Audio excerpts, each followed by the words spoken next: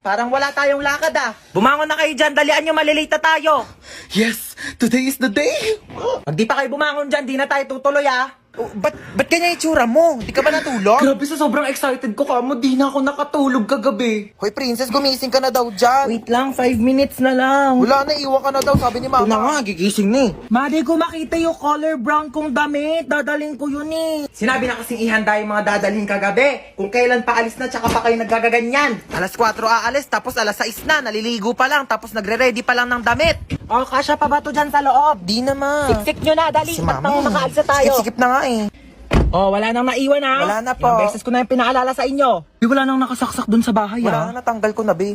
Oy, nalak ko na rin yung gate, di ba? Oo, nilak mo na, nakita ko kanina. Asa pala yung susi? Wala sa akin. Sino ba naglock ng gate? Ikaw naman naglock ha. Pero inubot ko yun sa'yo Sige, eh. mag-away pa kayo dyan. Uuwi talaga tayo sa bahay. Hala, nasusuka si Bunso. Oh, ito plastic ko. Hala mama, naiwan ko yung isang bag mo.